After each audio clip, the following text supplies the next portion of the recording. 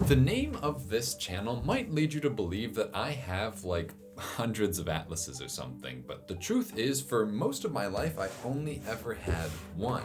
This one, the National Geographic Family Reference Atlas that my dad bought for me when I was about 13. And I'll always remember how reluctant he was buying this at first because of its $50 price tag, which is understandably a lot to spend on a book. But I'll wager I got my money's worth out of this thing, as these pages are where I first learned about everything from landforms to plate tectonics, population dynamics, land use coverage, migration patterns, biodiversity. Chances are, if it can be represented by a map, I first encountered it through this. Which was fine when I first bought it, but in the years since, populations have changed, flags have changed, names have changed, even borders have changed. And with each passing day, I started to fear that this was becoming less and less reliable as a reference. This finally came to a head in my last video, where we learned how the deepest point on Mars was only recently given the official title of Badwater Crater. Checking my atlas for this feature, sure enough, we'll find a map of Mars all the way in the back, and on it, this crater is recognized as Mars's deepest point, though its name is absent. Hardly a surprise considering it was only attributed as Badwater in 2015, 5 years after this was published. But that's an issue, isn't it? I mean, how can I call myself an Atlas Pro if I don't even have an up-to-date atlas? Scrolling further down the page for this crater, however, we'll learn where this name supposedly can be found, the Times Comprehensive Atlas of the World. Looking into it on its website, the Times Comprehensive Atlas is advertised as the world's most authoritative atlas, a benchmark of cartographic excellence trusted by governments, media, and international organizations. On its Amazon page, it claims to contain over 200,000 place names, more than any other world atlas, a feat they no doubt use to justify its over $200 price tag. At prices like this, you'd at least expect it to be a significant upgrade from this, wouldn't you? Well, there was really only one way to find out, and that was to buy one. So today, I thought it'd be fun if we opened this up and put its claims of being the greatest book on Earth to the test.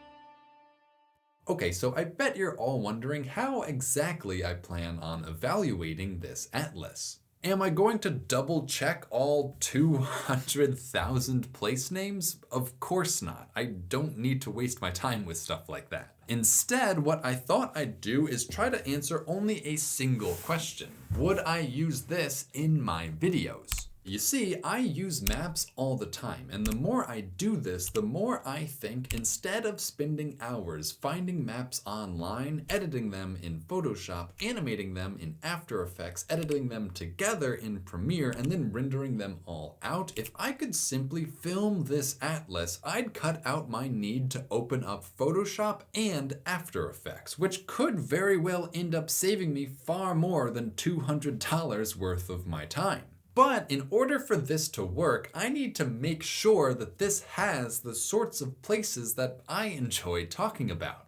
After all, here on Atlas Pro, I like to think I've shed some light on many of this planet's lesser known geographical wonders. So I thought, what better way to test this out than by going through my old videos and picking out maybe 15 or so places we've learned about before and see how well this atlas depicts them, and then maybe also compare that against this atlas. Doing this, we'll get to see which one I'd be better off using for my own video making purposes, as well as getting to see which one is truly more comprehensive. How does that sound? Well, it sounds good to me, so let's get started. The first place I wanted to look at is actually the first place I ever made a video about, Doggerland. Years ago when I made that video, Doggerland still felt like a relatively obscure geological feature, but in the years since, it has definitely become more widely known. So I think it'll be a good first test. opening up to the table of contents, I guess we could start by looking at European physical geography, plate 45. 37, 39, 41, 42, 44, 45. All right, no. I can't say they've made much of an attempt at depicting the ocean floor. The varied marine landscape has been reduced to a subtle elevation gradient, causing the entire shelf to appear as this single unimpressive blob.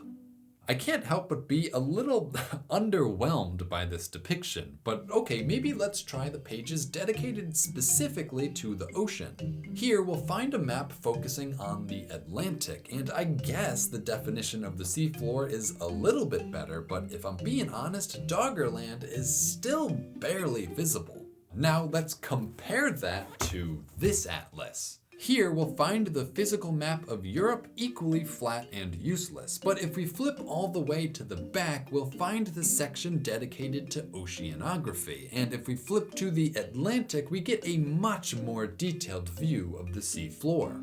Doggerland no longer appears as just a light blue area. In these maps, we can actually see the underlying structure of the shelf, with steep continental slopes riddled with canyons, and if we look closely, you can even make out the sides of Dogger Bank, the highest hill in this submerged land. If I were to make another video on Doggerland today, I think it's pretty obvious which of these I would use to show it. Next, I want to try looking at Zealandia, another location I covered early on in my YouTube career. While I've since come to realize that calling it the Earth's 8th continent might be a bit of a stretch, Zealandia most certainly is an absolutely massive geologic feature on this planet, covering almost 5 million square kilometers, and so in my opinion it deserves the same level of recognition as any other underwater feature. But let's see, here's the page on the Pacific Ocean, and sure enough you can kind of make out the shape of Zealandia, though this name is nowhere to be found, and instead the feature is broken up into regions like Lord Howe Rise, Campbell Plateau, and Chatham Rise, among others. If we check back to this atlas, we'll find pretty much the same thing. No mention of Zealandia by name, but the structure itself is still visible. My only complaint is that the map cuts off the very southern end of it. Though again, if I were to make another video about this place, I think this would still be the map I would want to use. But this also made me wonder, will this sunken landmass always be thought of simply as a collection of plateaus and rises, or will there come a day when atlases like this acknowledge the underlying structure that is Zealandia? I guess only time will tell. After this, I wanted to look at two places we learned about in my video on Earth's Lost Islands, the first being George's Bank off the coast of Massachusetts. Though unsurprisingly, this atlas again falls a little short, as it fails to provide a name and barely even defines the area. This is again no competition for the oceanographic maps found in here, where we can clearly see this shallow area stands out against the rest of the shelf. While it might not have the bank labeled either, the map does such a good job of showing it that I'm not even mad. The other feature from this video I wanted to check out was the Salas y Gomez Ridge, a chain of seamounts extending from Easter Island all the way to South America. Just a few thousand years ago, sea levels were low enough for more of these seamounts to emerge as islands, creating a potential series of stepping stones to and from South America, though now the structure is almost entirely submerged. Flipping back to the Pacific Ocean plate in this atlas, while we will find the small island of Sala y Gomez, the ridge's namesake, the ridge itself is unlabeled, which is kinda strange considering the nearby and related Nazca Ridge is attributed a name. This is important because I distinctly remember while doing research for that original video, I had a lot of trouble finding the name of this ridge. And so if I had done my research using this, I might have been led to believe this entire feature is called the Nazca Ridge. Luckily, I managed to avoid making this mistake because in here we will in fact find both the Nazca Ridge and the Sala y Gomez Ridge. While this might seem like a minor distinction, I can still hear the comments I would have gotten if I had mixed these up. But fortunately, I didn't, all because of this. So there's no doubt about it, that's another point for the home team. Another underwater feature I wanted to look at in here is the largest chunk of the Mascarene Plateau, known as the Saya de Malha Bank. Not only is this a place I've repeatedly brought up in previous videos, but I'm actually currently working on a video specifically about this bank. So perhaps more than any other location, this is a feature I need visible and clearly labeled if I am to make use of this in the future. Looking at the Indian Ocean plate, we won't find the Mascarene Plateau, but rather the Mascarene Ridge, which works too, I guess, though none of its individual banks are labeled. Now let's compare that to this map, where the whole plateau is not only easier to make out, but each individual bank, the Amarantes, the Nazareth, and yes, the Saya de Malha Bank are labeled as well. By now, I think we all know which of these is better for oceanography, which kind of blew my mind, as I never realized how much of what I cover on this channel technically falls into this category. I mean, I've always tried to include the ocean, but as we've seen, a lot of my earliest and most popular work has really been little more than making observations of the ocean floor. This also reminded me of just how fantastic of a resource this is, and something I'll definitely keep in mind for upcoming videos. The authors of this, on the other hand, don't seem to have been all too concerned with depicting the ocean floor, which, if you ask me, is a huge mistake, not only because you miss out on some of the Earth's most fascinating features, but also because, in my opinion, that makes this less than comprehensive. At this point, it might seem redundant to continue looking at underwater features, but I came up with this list before I knew how much of a letdown this would be. So I have one final place beneath the waves that I'd like to look for: Hudson Canyon. We learned about this from my Biggest Canyon on Earth video, where we found the Hudson River had carved a channel through the rock for several hundred miles beyond the shore. Looking for any indication of this feature in here proved to be useless. But here in the Family Reference Atlas, once again, not only do the features of the continental slope come alive, but we'll even find the canyon labeled. All I've got to say by now is that the next time I go exploring the oceans, this is the atlas I'm taking with me. But I know what you're all thinking. Well, what if we try looking at some places on dry land where people actually live? Will this atlas fare any better? Well, to start answering that, let's look at another location we learned about from my Biggest Canyons video, the Yarlung Sangpo Grand Canyon in Tibet. Widely considered to be the deepest canyon on Earth, this is surely a feature that's worth mentioning in an atlas, right? Well, let's see. Despite there being an entire plate dedicated to the Himalayas region, only the Yarlung Zangbo River is labeled. Well, in order to see the canyon itself, you need to look for the long red depression running through this gray highland. This also isn't how I remember Yarlung Zangbo being spelled, but maybe I'm just going crazy.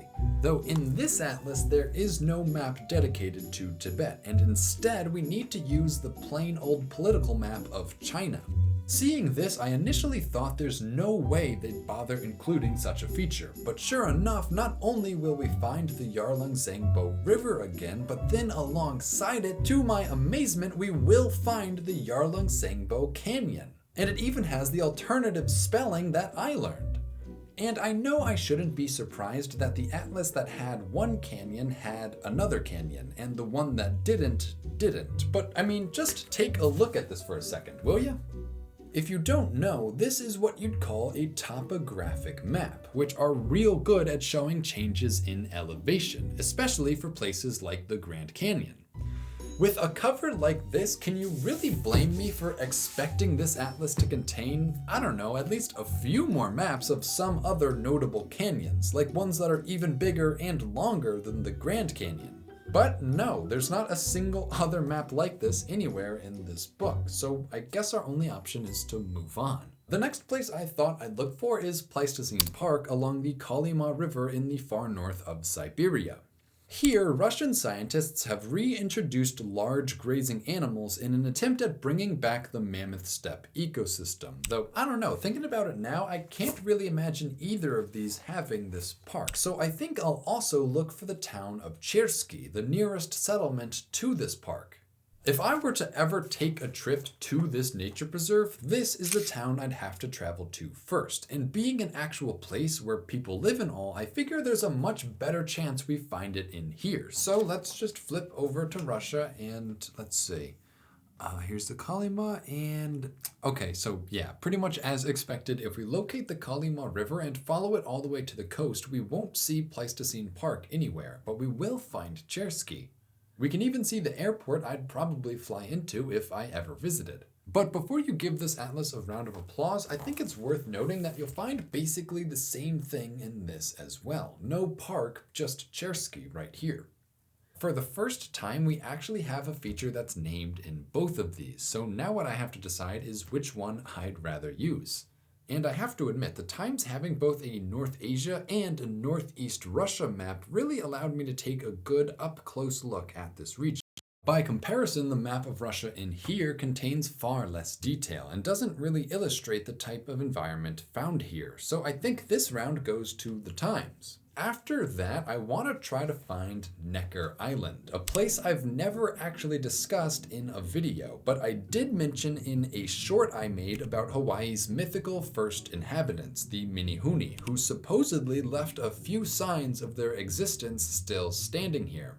While this island is really little more than a scrap of rock peeking above the water, this is nonetheless part of the Hawaiian archipelago, and because of that, I'm fairly certain it should be in both of these. And so what I want to know is which one has a better illustration of this speck of land. Okay, well, for some reason in this atlas, Hawaii is thrown in with the rest of the American Southwest, really limiting what can be included. If we want to see the Hawaiian archipelago in its entirety, we're going to have to flip back to the oceanic maps. It's here in the middle of the Pacific where we'll finally find Necker Island, but at this scale it appears as little more than a dot.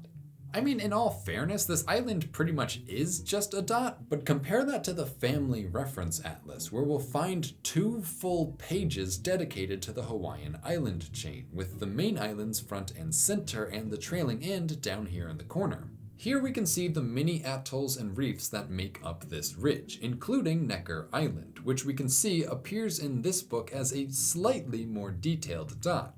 While I can't say I'm impressed by either of these, I think the fact that this had a full spread dedicated to Hawaii definitely gives it the edge over this.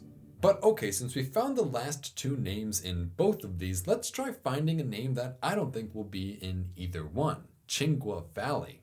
You may recall this is one of the southernmost valleys of Greenland, and as a result, this is where the only true forest on the entire landmass can be found. While I don't expect either of these to actually have this valley labeled, I am curious to see which one gives us a better look at it. Unfortunately, neither of these has a page dedicated to Greenland, and so instead in here we need to look at the map of Canada, which Greenland just barely snuck into. But to my surprise, there is enough detail here for us to see the fjord that becomes Chingwa Valley, which is actually a lot better than I was expecting. In the Family Reference Atlas, the only way to get a good look at Greenland is through the physical geography map for all of North America. Because of this, there's far less detail in the coastline, and I can't really say any valleys or fjords are visible here. Next up, I wanted to look at Lake Natron in East Africa. We learned about this one from my video on pink lakes, and this is what I believe to occasionally be the largest pink lake in the world, a phenomenon that occurs as a result of the lake periodically drying up. And because the water level of the lake changes so drastically, I'm curious to see how it's depicted in these. If we flip over to the plate including Kenya and Tanzania, we'll find Lake Natron right on their border, but instead of being solid blue like most other lakes, it's instead illustrated using dotted lines, indicating that its level fluctuates regularly. While I'm a little disappointed it's not pink, this is about as good of a depiction as we could have hoped for, as it still manages to give us some idea of its cyclical nature. Not to mention, it's much better than the one found in here, where although we can see the lake, it isn't labeled, and while it is technically illustrated using dashed lines, the size of the lake makes this far less clear. So I think I have to give another point to this. If you'll remember though, the only reason I ever even noticed Lake Natron is because in the video prior to that, I was looking around East Africa for the source of the Nile River, an endeavor which eventually led me to the Ruwenzori Mountains. This is the only mountain range in all of Africa tall enough to house glaciers, the meltwaters of which eventually feed into the Nile River, making the ice atop these mountains, in my opinion, the true source of the Nile. So I'm curious to see how not only the greatest mountains in all of Africa are depicted, but also if it's possible to use either of these to trace the water from these mountains all the way to the Nile Delta. Here in the Times Atlas we'll find the Ruwenzoris easily enough, but I'll be honest, this area is just too crowded with names, roads, and borders to really be able to see what path the water is taking. Now compare that to the map of Africa's physical geography found in our Family Reference Atlas, where there's plenty of room to see both the Ruwenzori Mountains as well as the Katanga River leading away from them into Lake Victoria and eventually the Nile River. Honestly, I think the amount of information crammed into this atlas has actually been to its detriment, as at a certain point it stops being useful and just clutters the image. Moving on, we're actually going to stay in Africa, but now I wanted to check out its west coast. If you watched my Africa's Lost River video, you'll know this is where the evidence for the Tamanrasset River Basin was just recently discovered, though exploration and excavation of this area has stalled thanks to the ongoing conflict within Western Sahara between Morocco and the Polisario Front.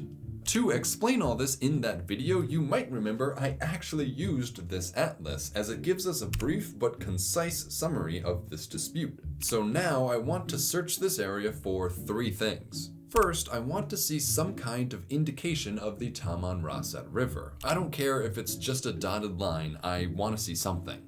Second, I want to see the current border established between the Morocco-controlled portion of Western Sahara and the Polisario-controlled portion, as it's pivotal in explaining why the Tamanrasset still has yet to be thoroughly explored. And third, I want to see what kind of explanation this atlas offers for this conflict, and see if that could have replaced the one provided in here. Starting us off, well, this is a little disappointing. While there are numerous temporary or seasonal rivers shown throughout this region, the Tamanrasset's outlet into the Bay of Arguin is not one of them. Now, in all fairness, this omission wouldn't be all that surprising, considering this was only recently discovered, if it weren't for the fact that this atlas does in fact show a dried up riverbed leading all the way to the Bay of Arguin, though it appears to be missing any indication that this area is a war zone. This atlas, on the other hand, does a fantastic job at illustrating this boundary, as we can see this line, or what's called the berm, clearly marked with X's, pretty effectively communicating that this border is dangerous. So far, I'd say these are tied, and then so our tiebreaker must be which one offers a better explanation of this conflict, something I really thought this atlas would have, though as you can see, it doesn't. There's no little text box or anything telling you why a hazardous border stretches all the way across this land. And because of that, I think I made the right call using this for that video. But alright, so far we've looked at some pretty remote places, and so next I figured we should try looking at somewhere more populated, and for some reason this atlas has a whole page dedicated to Los Angeles. You might recall from my recent video on America's extinct butterflies that not too far outside of LA are the Palos Verdes Hills, the last location where the Palos Verdes blue is known to fly. So this might have been useful for showing you all just how close these hills are to this city, as sure enough here we'll see downtown LA and then right here is Palos Verdes. But I don't know, I sort of think seeing it through Google Earth gave us a better understanding of the area, especially when I wanted to take a closer look at the butterfly's last remaining habitat, so I'm not sure I would have used this anyway. Next, I wanted to take us to Europe, because in my recent video about islands that aren't actually islands, we learned about the cave system beneath the Doblačica stream in Slovenia, and how it's the only known habitat of the black olm. Except when I tried to highlight this stream in my video, what I ended up showing was actually the Kupa River, which the Doblačica feeds into because the stream itself was too small to be visible. So I'm hoping we'll be able to see it in here. And honestly, I might be, but I can't really tell thanks to all the other graphics lying on top of it. Heck, I can barely make out the Kupa River, let alone any streams coming off it. Now compare that to this atlas, which, okay, admittedly doesn't have the Doblačica stream either, but at the very least the Kupa River is much easier to find and follow. Overall, I can't really say this has impressed me so far. In fact, it's been quite a disappointment, really, as it's had barely any of the names I was looking for, and the ones it did have weren't all that spectacular to look at. If anything, what this experience has given me is a newfound appreciation for this. But who knows, maybe I'm just biased, so I decided there's one last way for this to redeem itself. You see, the whole reason I bought this was because it was cited as the source of the name Badwater Crater. And so if I can find this name in here, then technically this will all have been worth it. If you'll remember, this atlas not only had this crater labeled, it had a map of the entire surface of Mars, as well as maps of the moon, a map of the solar system, even a map of the universe. All it was missing was the name Badwater, a name that's presumably in here. So you can imagine my disappointment when I opened this up to the table of contents and found only 2 pages dedicated to the topic of planets. And if we go to them here, this page is just 1 paragraph text boxes for each planet. No pictures, no important numbers, just good old-fashioned reading. For a comparison, here's what the equivalent page looks like in this atlas. A lot more fun, right? And then this whole page is a rather minimalist diagram of our solar system. There aren't any more maps or diagrams. This is it. These 2 pages are all that's included about space in the most authoritative atlas in the world, which is genuinely something I wasn't expecting when I first bought this, or else I wouldn't have bought it. But maybe the most frustrating part of all of this is the fact that the 1 paragraph in here that has been written about Mars goes so far as to mention Olympus Mons as Mars's highest peak. All it needed to do was go 1 step further and mention its lowest point, Badwater Crater, and yet nothing. So how can this be? How can this atlas be cited as the source of this name if it doesn't even include the planet that it's on? Well, going back to the IAU's website where I first learned about this atlas, I realized I might have misunderstood. You see, originally I thought this reference meant the name Badwater Crater was first published in the most recent edition of this book. But now what I think it means is that the 1971 edition of this atlas featured the town of Badwater, California, and it was the name of this town confirmed to exist by this atlas that was then used to describe this crater. Had I known this, I might not have expected this atlas to have Badwater Crater in it. But then again, given everything that's been written about it, I hope at the very least you can see how I was led to believe it would. Though this leaves one final loose end, the town of Badwater, California. Surely, if an older edition of this very same atlas was used as the reference for this name, then at the very least we should be able to find Badwater, California in here, right? Well, if we flip back to the pages on California, we'll find nothing. Trust me, there's no mention of Badwater anywhere on these pages, and if you don't believe me, we can flip all the way back to the index, where the only Badwater we'll find is in reference to Badwater Creek, Wyoming. Yep, that's right, the only use of the name Badwater in this entire book isn't a crater on Mars or a town in California. It's just some completely unrelated place. Which means after all that, the world's most comprehensive atlas has fallen short of even the most reasonable expectations, as it has failed to include a name that an older edition of it once contained. But if you really watched my last video, you might be aware that there's actually a really good reason for the town of Badwater, California to not be in here, and that's because it doesn't exist. Badwater isn't a town, it's a basin. The deepest basin in all of North America, actually, found in the middle of Death Valley National Park. And sure enough, if we flip back to the page on Southern California, look, here's Death Valley, and at the center of it, a lake made up of dotted lines. This is Badwater Basin. Miraculously, it is in fact featured in this atlas, and yet out of the 200,000 names included, the name of this seasonal pond is not one of them. I really don't know what else to say by this point. If it's not clear by now, I don't think I'll get much use out of this after this video. Though you might start seeing this old thing more often now. To be honest, seeing these two atlases side by side had quite a profound impact on me, as it caused me to see the two different directions I could take this channel in. On the one hand, I could try to be the really prestigious geography-only Atlas Pro, limited to more grounded topics like cities, roads, and borders. Or I could continue being the Atlas I always have been, and make this a place where we learn about everything from biodiversity to oceanography, and yes, occasionally even space. With these two options made so clear, I was able to realize that trying to spin off Astro Pro might have been a mistake, as my interest in space and the Earth ultimately come from the same place. So that's why, starting with the last video, I'll be uploading my space videos here again, because if you ask me, that's what a good atlas would do.